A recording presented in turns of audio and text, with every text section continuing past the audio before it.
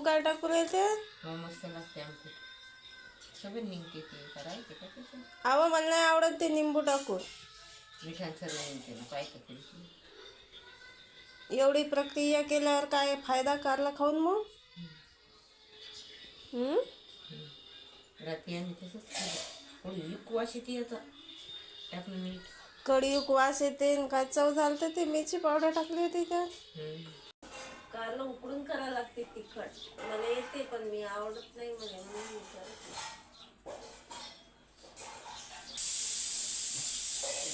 चला आज 2-3 दिवसाच्या बाद बनणार आहे जेवण आणि जेवणात बनणार आहे कारलं भाजी आईनं कारले चिरून ठेवले मस्त पैकी आणि कांदा चिरवायले आता ती बसल्या बसल्या माझं 2 दिवस ना स्वयंपाक केला ना काहीच केलं स्वयंपाकही नाही केला ना जेवणही नाही केलं दवाखान्यातून जाऊन आली इंजेक्शन घेतलं जरासं बरं वाटवायला आता आज बनणार आहे जेवण आणि कमी झालं कमी बिया टाकलं याच्यात नेमकं सगळं जोईला सगळं टाकलं आहे त्याने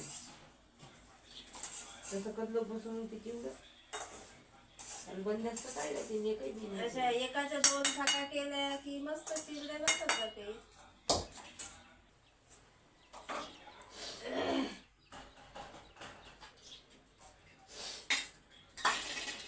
या चहा घ्यायला मस्त अद्रकचा आता रोज निंबू पाणी पित असतं मी साखर पाणी पण सर्दीच्यानं मला काही प्यावं नाही वाटू राहिलं साखर पाणी तर 2-3 दिवस झाले पहिले चहाच घेऊन राहिलो तर आजही चहाच घेतो आणखी काही तब्येत बरोबर नाही गरम पाणी पिल्याशिवाय काही गमत नाही पडशी नो बाय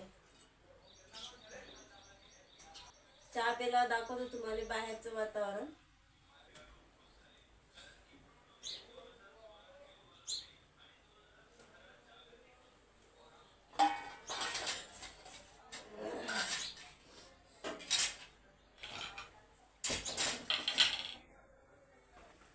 हाय सगळ्यांना शुभ सकाळ सकाळी सकाळी वातावरण पाहून घ्या सकाळचं वातावरण आज 4-5 दिवसानंतर सूर्यनारायणानं दिले दर्शन आम्हाला आज जरासं बरं वाटू राहिलं थोडंसं गरम गरम वाटू राहिलं शांत असं वातावरण आहे सकाळीच बकऱ्या यायला नाही बाहेर बांधून घेतल्या आणि त्याला चारा बी लावला जास्त गेट उघडत नाही चारा पा किती मस्त खाऊ राहिले बकऱ्या कोणी त्याच्यावर बसेल आहे तो कोणी खाऊ राहिलं आणि कोणी जरा बकऱ्या भरल्या गारानं गटगट आणि गेट जास्त उघडता येत नाही कारण का गेटाने बकऱ्या बांधलेल्या आता स्वयंपाकाचा असा मेळ आहे का कारलं चिरून ठेवलंच नाही आणि त्याने लय वाकड भिजत नाही घाला लागत पण मुकरदम आले बाहेर तुम्हाला दिसलेच असतील त्याला पैसे मागायचे आता बिगर ओढणीची मी तर काही बाहेर जाऊ शकत नाही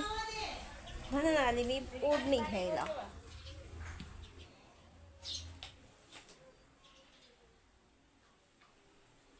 कसं टायमावर असते माझं सगळं काम पैसे आणले का नाही विचारणं हे माझे काम आहे नाही तर मग मुकरदमान चाट दिली की दिली मग मुकरदम साहेब फोनवर चालू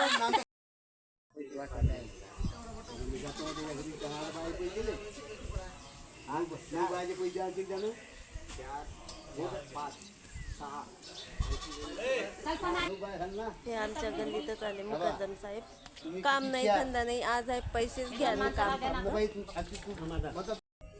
चला मुकरदम काही पैसे देत नाही येऊन दारी उभं करतात फक्त आणले म्हणतात पण खिशातले काही काढत नाहीत अजून आता देतील तेव्हा देतील मी चालली घरात कारण की माझे सगळे कामं राहिले आणि सगळं वातावरण आता थप्प आहे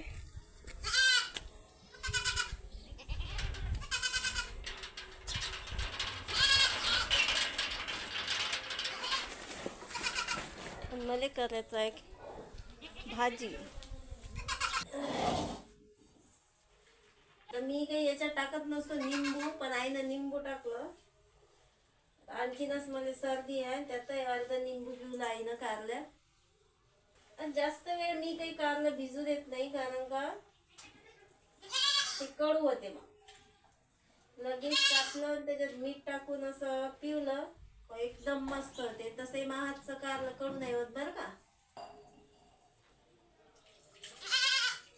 मस्त असं पिऊन कारल्यातलं पाणी काढून घ्यायचं मस्त.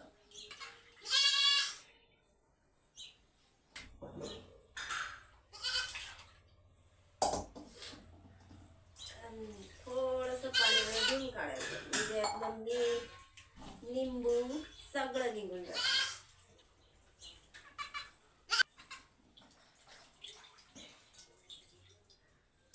डबल एकदा पिऊन घ्यायचं पाण्यातून.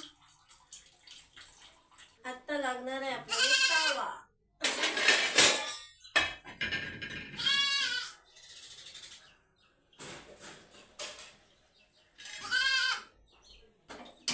राहिलं सुईलं पाणी या तव्यावर निघून जाते.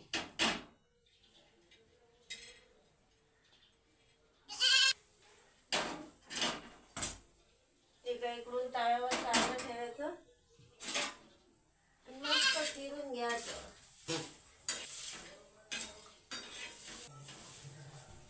तर कारल्यातलं पाणी आता मग मस्त कोळलं होते ते कारलं मग. आणि इकडून टाकायचा कांदा कढई. कांदा टाकल्यावर याच्यात टाकायचं तेल.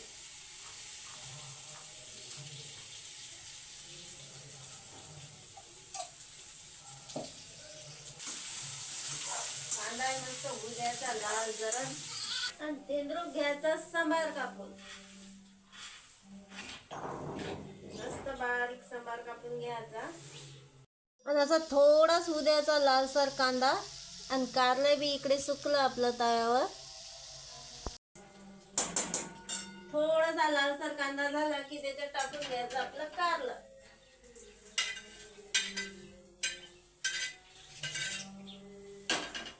कारण की कारले कांद्यात होऊ द्यावं लागते. तेलात झालं पाहिजे नाही तर मग जास्त कांदा होऊ दिला का मग ते कांदा जळते त्यातला. कारलं कोरपेलो ना कांदा बी मस्त होऊन येते आणि मस्त असा स्वाद येते त्याने. आता मीठ तर सगळं धुवून टाकलं पण थोडस चवीनुसार मीठ टाकायचं त्यात. वरून टाकून द्यायचा हिरवा सांबार.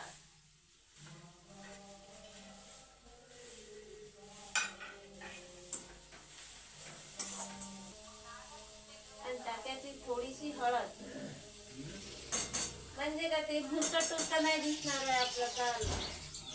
कारलं जरासं कोरपू द्यावं लागते त्यासाठी ठेवतो गॅसवरच. आणि करून घेतो 2-3 पोळ्याचं पीठ.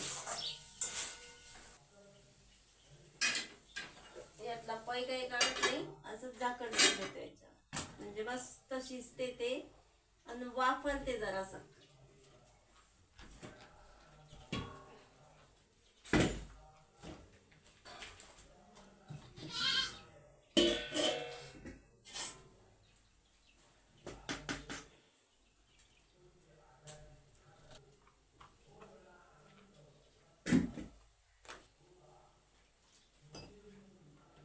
दोन तीन पोळ्याचं पीठ चुरायला काही टाइम नाही लागत आपल्याला.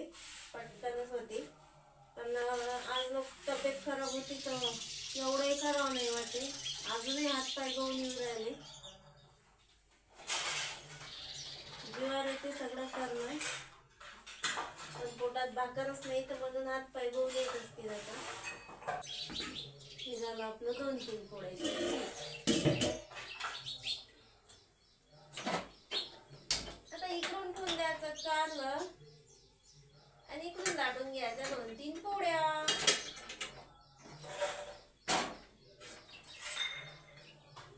म्हणजे 10-15 मिनिटात आपला स्वयंपाक एकदम रेडी. कारल्याने मस्त कलर पकडला.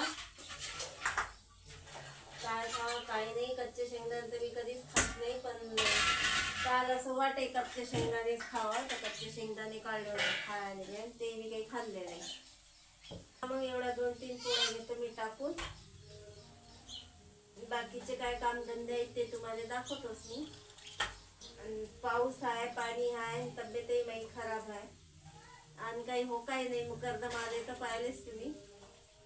होका नाही खायचा आज फक्त पैशाचं वाटप आहे मला जरा शांतता भेटली, पैसे आणायला पैसे मागून आणायला. माझी तब्येत बरोबर झाल्याशिवाय मी काही वावरात जात नाही आता. नाही तर मग जास्त झालं की मध्येच घरी जाते. मध्ये बी वावरात गेल्यावर टाइम चालला जाते.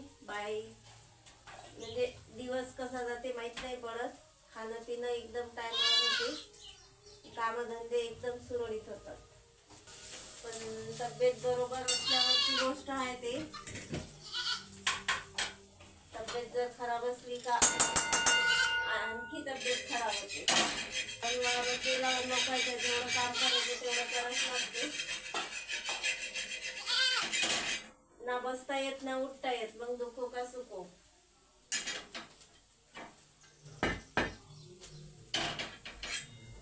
आणि लोक बी मजुरी देतात,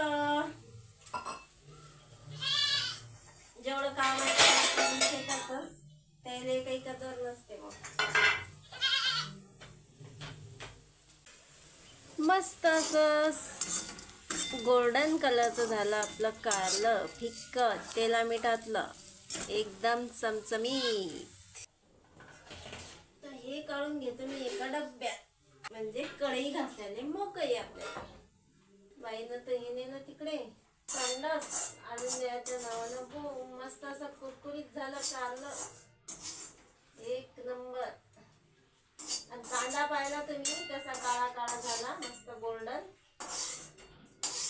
तो जर जास्त उडेला असता तर कांदा मग सगळा जळला असता. वासायला मस्त सुटला, भारी कारलं. तसं मला लय दिवसाचं खावा वाटत होतं कारलं. आणि कारलं बनवून अकोल्याला गेली होती त्यावेळेस आणले होते मी अकोल्यावरून मस्त छोटे छोटे. त्याला आज दिवस निघला, त्याच्यामुळे तब्येतच बरोबर नव्हती. कारलं काय तोंडच कारल्यासारखं कडू झालं होतं. कारलं कधी खाऊ. आता कडू कडूले मारते म्हणतात, त्यासाठी आज बनवलं मग कारलं. तोंड कडू झालं का समजते मग कडू कडूले मारते का नाही, चविष्ट लागते का नाही कारलं.